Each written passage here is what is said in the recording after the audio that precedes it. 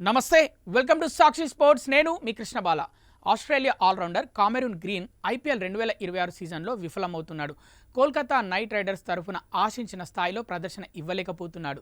భారీ అంచనాల మధ్య జట్టులోకి వచ్చిన గ్రీన్ తక్కువ స్కోర్లకే పెవిలియన్ చేరుతూ పూర్తిగా తీవ్ర నిరాశపరుస్తున్నాడు. ముంబై ఇండియన్స్పై జరిగిన మొదటి మ్యాచ్లో 10 బంతుల్లో 18 పరుగులు చేశాడు.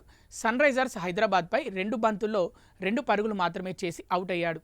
ఈరోజు పంజాబ్ కింగ్స్ పైన 2 బంతుల్లో 4 పరుగులు మాత్రమే చేసి పెవిలియన్ చేరాడు. వరుసగా 3 మ్యాచ్ల్లో కామెరూన్ గ్రీన్ ప్రదర్శన చెత్తగా ఉంది. దీంతో కేకేఆర్ అభిమానులు సోషల్ మీడియాలో గ్రీన్పై తీవ్ర అసంతృప్తి వ్యక్తం చేస్తున్నారు.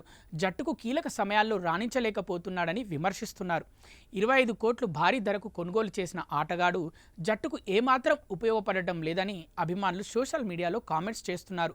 25 కోట్లు బొక్క, గ్రీన్ను ఎలిమినేట్ చేయండి అంటూ తీవ్ర అసంతృప్తి వ్యక్తం చేస్తున్నారు. వాస్తవానికి గ్రీన్ మంచి ఆల్రౌండర్, అద్భుతంగా బౌలింగ్ చేస్తాడు.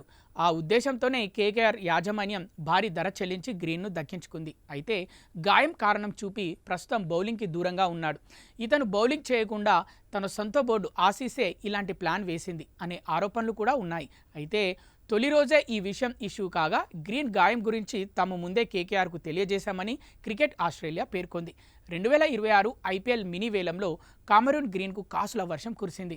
అతడి బేస్ ప్రైస్ 2 కోట్లు కాగా 25 కోట్ల 20 లక్షలు వెచ్చించి కేకేఆర్ దక్కించుకుంది. దీంతో అత్యధిక ధర పలికిన విదేశీ ఆటగాడిగా రికార్డు సృష్టించాడు.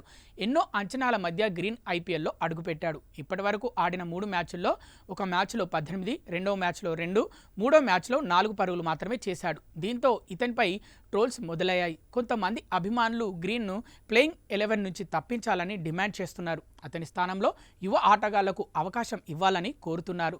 చూడాలి మరి కేకేఆర్ మేనేజ్మెంట్ ఏ నిర్ణయం తీసుకుంటుందో.